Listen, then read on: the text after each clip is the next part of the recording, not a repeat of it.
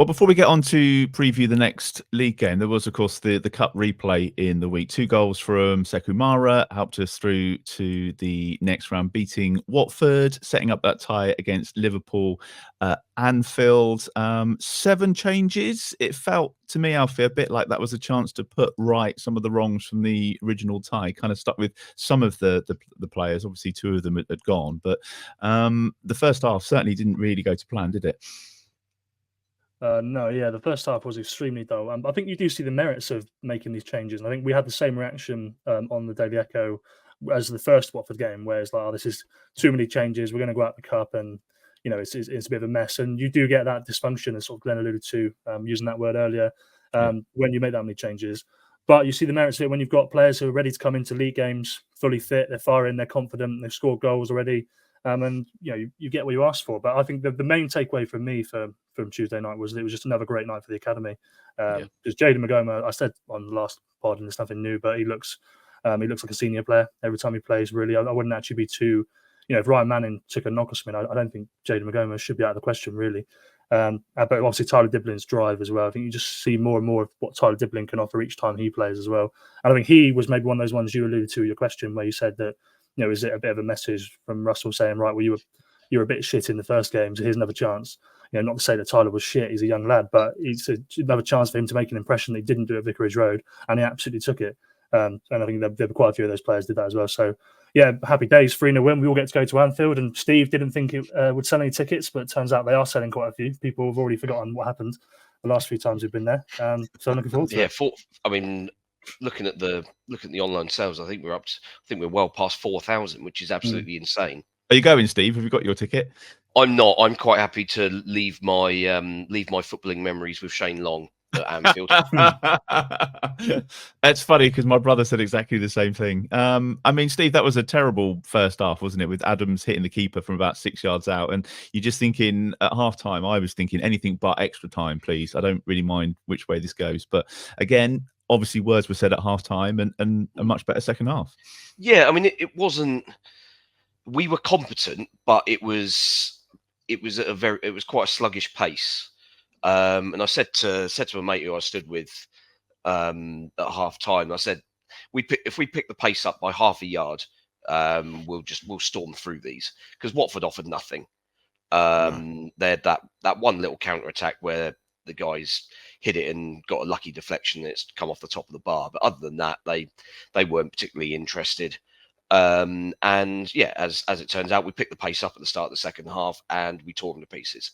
And it wouldn't have been, I don't think it would have been that much of an injustice if we got 5 or 6 again in that second half, like we did yesterday.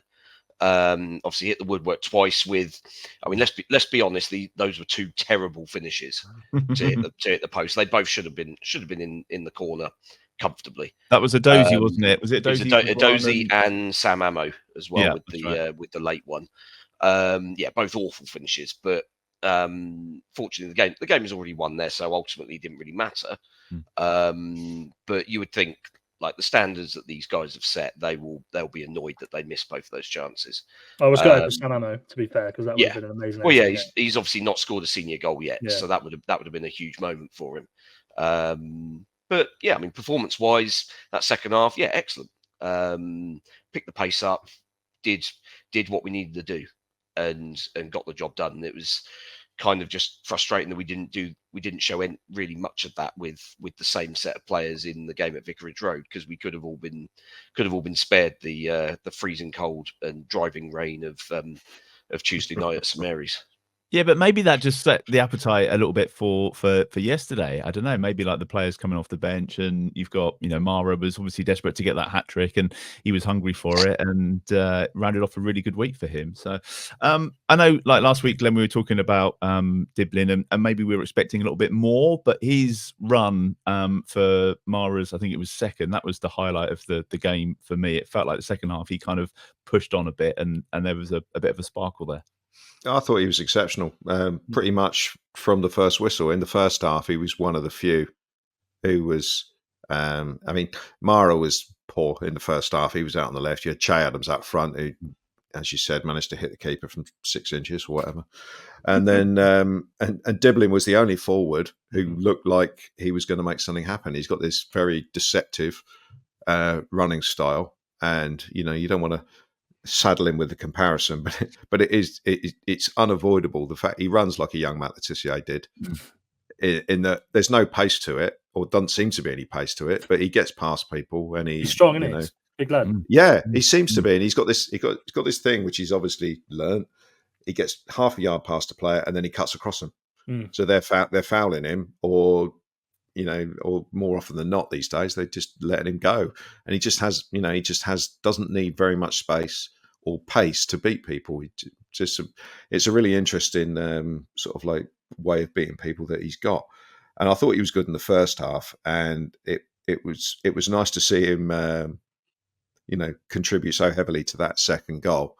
And I was glad he saw it as well, because he got absolutely poleaxed by that big donkey centre half they've got, the one that's not Wesley Hoyt.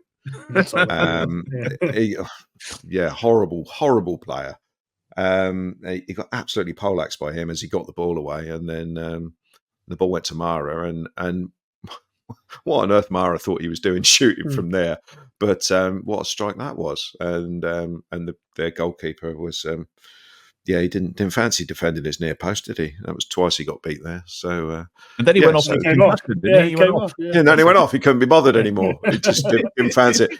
I've let it 2 goals. I'm done. But it was a concussion sub as well, because Watford made 6 subs. Yeah. So very weird that. Yeah, it was. I didn't seem to hit his head on the post or anything like that. He just looked like he couldn't be bothered. And because I didn't know what was going on, because we sat there and why hadn't the game restarted? And get off! It wasn't until they announced it was the 6th sub of the night for Watford. You go, right, okay, that must have been a concussion sub then. Yeah, but I didn't see anyone doing a concussion check on the goalkeeper or anything like that. I mean, it's the sort of thing you've got to watch, isn't it? Because it's obviously not that it made any difference in the end, but it's obviously in their benefit, or to their benefit, to be able to bring on a 6th sub.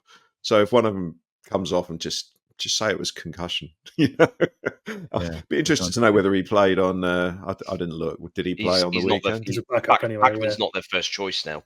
Ben Hamer, the guy who came on's first choice. Fair enough.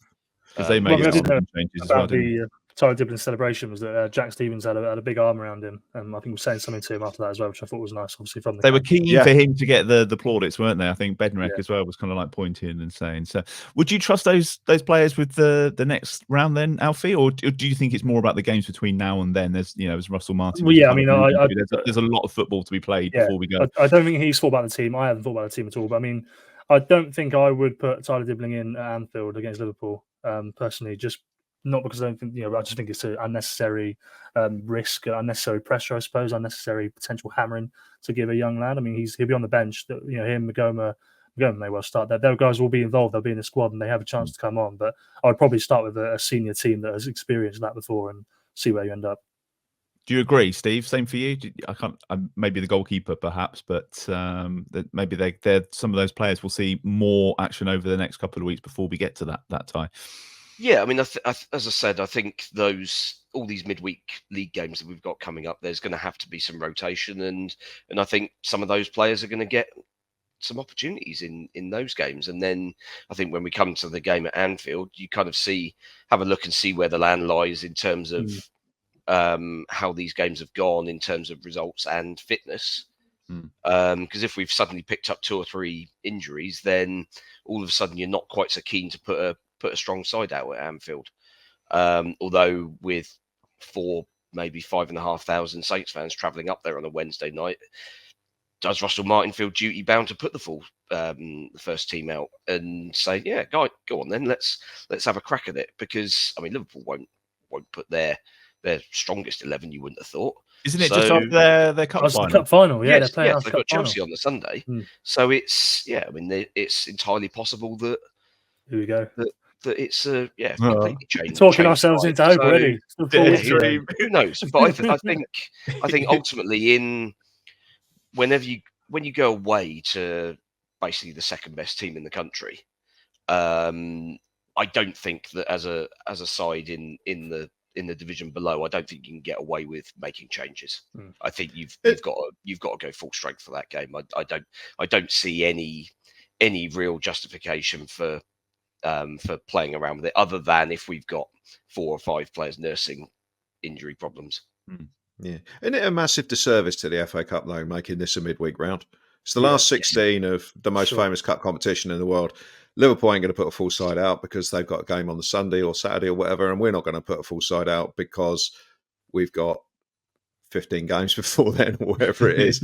And it's if they've made it on a Saturday like it has always been for as long as I can remember. I don't know, is this the first year the 5th round's been on a No, because we Wednesday played Grimsby, didn't we, last year? Oh, of course we did. That was great, how can I forget that? Yeah, how can I forget that? No, it's been fifth round's been midweek for 2 or 3 years now, I think. It is shit though. You are right, Glenn. It's awful. It's a dreadful decision to do that, and the replays thing. I can understand why they've gone, but making this a midweek round is absolutely crazy in my book because it just deducts massively from the prestige of the competition.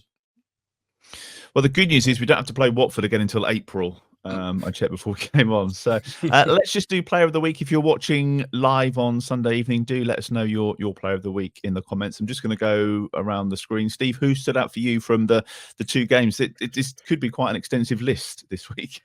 Yeah, I mean, if we're taking both games into account, then I'm going to come up with Sekou Mara. It's been. I mean, I think the first half against Watford, I thought you could see what he was trying to do. It's just that brain and body weren't quite in tandem. It wasn't quite clicking, was it? Yeah, he was trying to do things and they just weren't coming off. And actually, like his through ball for Adams was a great little through ball through the gap. Really sort of eye of the needle stuff that someone low on confidence wouldn't have even tried to play it. So you could see what he was trying to do all evening. It was only really second half that things started to kind of fall for him. Had another impact off the bench yesterday to good effect. So yeah, very good. Alfie? Well, I would have gone for Sekou Mara myself, obviously, but for a differential, I'll just say the obvious choice, which is Joe Rothwell, because he scored what will be the goal of the season, undoubtedly, I would imagine. And also his ball in for Adams to the third against Watford was pretty decent as well. So yeah, over the 2 games, Joe Rothwell. Good shout. And Glenn, anyone else we can add to that list? So we've scored 8 goals in 2 weeks. So I'm going to pick a defender, obviously. I thought at times yesterday he was the only guy defending because he was. Harvard Bellis didn't have the greatest of games yesterday, and I thought Bednarek got him through it. He just seemed to be the sort of like the tower of strength at the back there, like we always wanted him to be, and he hasn't always been in the past. So I thought he was good. He also had a very good game against Watford. It was his turn to play in that game. I thought he was decent. So I know it probably won't be everyone's choice in a week where we've scored a load of goals, but Jan Bednarek for me.